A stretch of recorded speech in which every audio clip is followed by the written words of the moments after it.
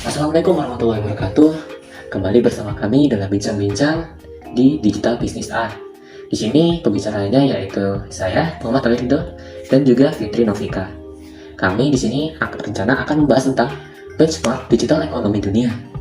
Nah, sebelum masuk pembahasan, tentu kita harus tahu dulu dong, apa itu benchmark.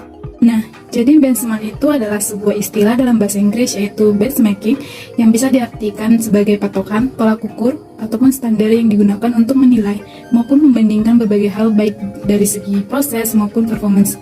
Dan tujuan dari benchmarking itu apa sih dalam dunia bisnis? Dalam dunia bisnis itu, tujuan dari benchmarking ini sendiri ialah untuk memahami dan mengevaluasi proses ataupun produk saat ini, sehingga perusahaan dapat menemukan cara atau praktik terbaik untuk meningkatkan proses maupun kualitas produknya.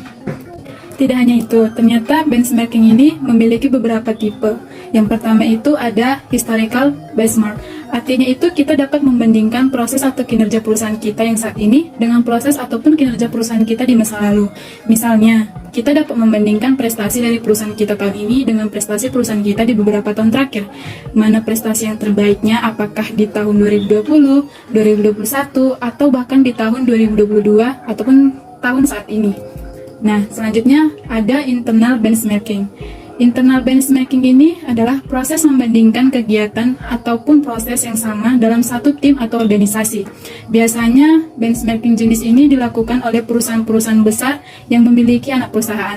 Misalnya, anak perusahaan akan melakukan benchmarking kepada induk perusahaan agar terdapat penyamaan visi, misi, dan standarisasi yang sama. Yang ketiga itu ada benchmarking kompetitif. Kalau tipe ini kita dapat membandingkan kinerja dari pesaing terbaik. Di sini kita akan diperlihatkan di manakah posisi perusahaan kita dan di mana posisi pesaing dari perusahaan kita. Misalnya kita membandingkan dari segi produk, service, atau juga proses kinerja kita dengan pesaing. Sebagai contoh dari kompetitif benchmarking ini ialah perusahaan Coca-Cola menjadi benchmark untuk Pepsi, perusahaan Apple menjadi benchmark untuk Samsung, ataupun perusahaan Honda menjadi benchmark untuk Toyota. Nah, selanjutnya itu ada tipe functional benchmarking. Tipe ini dapat dilakukan dalam satu industri yang memiliki produk yang vibe-nya itu sama gitu, tetapi bukan merupakan pesaing secara langsung karena pasarnya itu berbeda. Biasanya functional benchmarking ini dilakukan antar dua perusahaan yang memiliki karakteristik pasar yang sama. Contoh, sebuah perusahaan pembuatan motor melakukan benchmarking terhadap perusahaan pembuatan mobil. Yang terakhir itu ada tipe generic benchmarking. Ini biasanya dilakukan untuk mencari proses terbaik yang bersifat umum dan biasanya dimiliki oleh setiap perusahaan. Kemudian, tahapan-tahapan benchmark itu ada 5 sih. Apa aja sih? Nah, yang pertama itu ada identifikasi area perbandingan. Karena sebenarnya tidak mungkin untuk membandingkan semuanya. Perusahaan itu harus memilih area mana saja yang harus dibandingkan. Umumnya area ini berkaitan dengan bisnis inti perusahaan dan yang menjadi penentu keunggulan kompetitif perusahaan. Nah, langkah yang kedua yaitu menentukan pihak yang menjadi benchmark. Perusahaan perlu menentukan organisasi atau unit bisnis mana yang menerapkan praktek terbaik. Mereka mungkin masih dalam satu industri dengan perusahaan seperti pesaing atau mungkin berada di luar industri. Kemudian langkah yang ketiga yaitu pengumpulan data dan informasi. Ini dilakukan misalnya dengan wawancara langsung, wawancara tatap muka, kemudian kunjungan bisnis, atau mengandalkan hasil riset pihak ketiga. Keakuratan data menjadi sangat penting untuk memperoleh kesimpulan yang valid. Tahap ini mungkin merupakan aktivitas yang paling penting, paling sulit, dan paling makan waktu. Karena memang ya, informasi itu sangat sulit didapatkan. Apalagi beberapa informasi itu bersifat rahasia. Lalu yang keempat yaitu analisis data. Perusahaan setelah mendapatkan informasi harus menganalisis apa saja area-area yang tadi sudah dipilih dan juga informasi yang telah didapat. Bagaimana analisisnya itu tergantung perusahaannya. Lalu langkah yang kelima tentu saja suatu tindakan. Di mana setelah kita menganalisis tentu ada kesimpulan yang didapat, kesimpulan yang dicapai. Lalu yang akan menjadikan tindakan selanjutnya untuk perusahaan. Lalu sebenarnya kenapa sih kita melakukan benchmarking? Apa sih manfaat benchmarking itu? Nah, benchmarking itu manfaatnya ada 4. Yang pertama adalah analisis kompetitif. Analisis kompetitif ini membandingkan performa perusahaan dengan kompetitor seperti yang sudah dijelaskan. Nah, dengan melakukan analisis kompetitif itu, dengan melakukan benchmarking, analisis kompetitif itu sangat berpengaruh terhadap kinerja dari perusahaan, di mana perusahaan itu pasti mampu mengidentifikasi bagian-bagian mana saja yang perlu ditingkatkan atau diperbaiki. Selanjutnya manfaat benchmarking yang kedua yaitu memantau performa, di mana perusahaan tentu akan memantau performanya, entah itu baik dan buruk. Jika baik maka akan ditingkatkan, dan jika buruk tentu akan ada perbaikan secara berkala. Lalu Yang keempat adalah perencanaan dan penetapan sasaran. Dengan benchmarking, kita dapat melakukan perencanaan yang lebih akurat. Lalu, penetapan sasaran untuk produk, siapa sih sebenarnya target produk yang perusahaan itu inginkan. Lalu yang keenam yaitu memahami kelebihan perusahaan. Dengan memahami kelebihan perusahaan, tentu perusahaan akan lebih mengetahui nilai jualnya. Lalu, ngomongin manfaat juga pasti ada juga dong kekurangannya atau hambatan dalam melakukan benchmarking. Kira-kira apa aja sih hambatan benchmarking itu? Yang pertama adalah time consuming, di mana memang dalam melakukan benchmarking itu membutuhkan waktu yang sangat lama karena informasi itu tidak didapat langsung dalam sekali proses atau dalam sekali wawancara. Tentu ada pihak-pihak lain atau informasi sumber-sumber lain yang harus kita dapatkan. Kemudian yang kedua adalah minimnya informasi yang akurat atau kemungkinan besar information false, di mana informasi yang kita dapat bisa saja hoax atau tidak akurat. Nah, sekarang kita masuk kepada pembahasan benchmark ekonomi digital. Berdasarkan hasil riset Hurun Research Institute pada tahun 2019, ada 3 status perusahaan. Yang pertama itu status Hetecourt.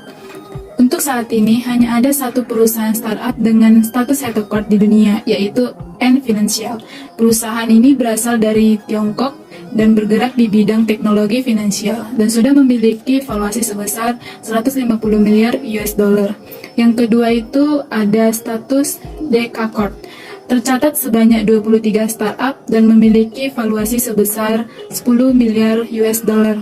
Yang ketiga itu ada status Unicorn, terdapat sebanyak 470 startup dan memiliki masing-masing valuasi sebesar 1 miliar US dollar.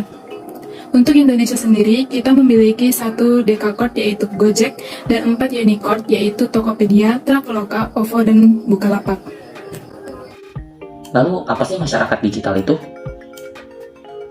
Masyarakat digital umumnya itu lebih cenderung menginginkan adanya inovasi dan adanya kemudahan dalam kegiatan sehari-hari. Intinya masyarakat digital itu kayaknya mudah, semuanya serba instan. Nah, hadirnya platform jual beli online, media sosial, dan transaksi pembayaran secara elektronik itu merupakan pilihan yang efisien bagi masyarakat digital. Tentu contohnya saja seperti Gojek, kita bisa dengan mudahnya memesan makanan lalu diantarkan langsung ke depan pintu kita. Kemudian, Indonesia itu merupakan negara dengan tingkat penggunaan internet terbesar dalam kurun waktu 1 tahun. Nah, angka ini menunjukkan potensi terbesar, merupakan potensi besar ya, jika pelaku bisnis itu dapat memulai digitalisasi. Nah, sekarang kita akan membahas mengenai faktor-faktor yang mempengaruhi seseorang untuk berbelanja online. Yang pertama itu ada faktor kenyamanan. Faktor ini cukup terbilang sangat penting, terutama bagi masyarakat yang tidak terlalu suka dengan yang namanya keramaian. Maka dari itu, masyarakat lebih memilih berbelanja online untuk menghindari interaksi secara langsung yang mungkin saja dapat menimbulkan ketidaknyamanan. Contohnya itu misalnya seperti berdesak-desakan saat memilih produk jika berbelanja secara langsung di toko offline.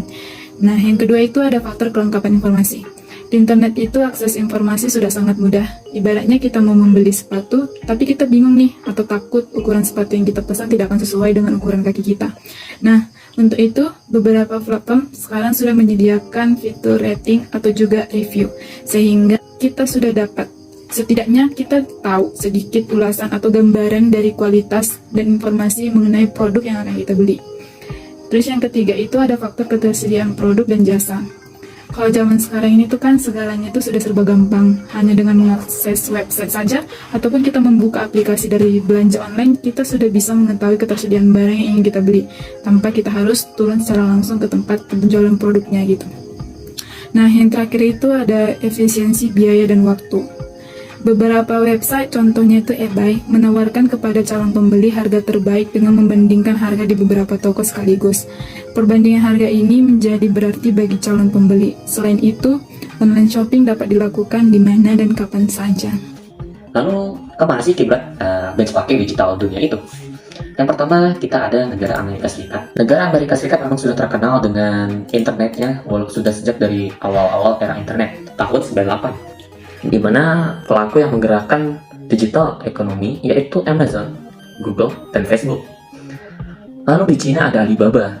Peran pemerintahnya itu sangat protektif hingga memfilter akses situs dari luar. Namun, pemerintah Cina tetap melakukan suatu upaya untuk agar supaya masyarakatnya masih bisa menikmati era digital, di mana pemerintahnya sudah mengembangkan aplikasi-aplikasi digital. Contohnya saja Alibaba. Lalu di India, ada pelaku usaha seperti Flipkart, InMobi, dan Snapdeal. India juga dikenal sebagai destinasi dari outsource. Lalu ada Korea Selatan, di mana Korea Selatan ini lebih mengutamakan dalam pengembangan kecepatan akses internet, terutama Wi-Fi. Hingga akhirnya Korea Selatan dinobatkan sebagai negara dengan akses internet tercepat di dunia. Lalu untuk Indonesia sendiri masih baru membangun startup dari digital ekonominya, mulai dari e-commerce-nya seperti Tokopedia, Bukalapak, lalu ada untuk perjalanan itu Traveloka, kemudian yang paling terkenal sekarang adalah Gojek. Oke, baiklah teman-teman, sekian podcast dari kelompok 7. Bila ada salah kata, kami mohon maaf.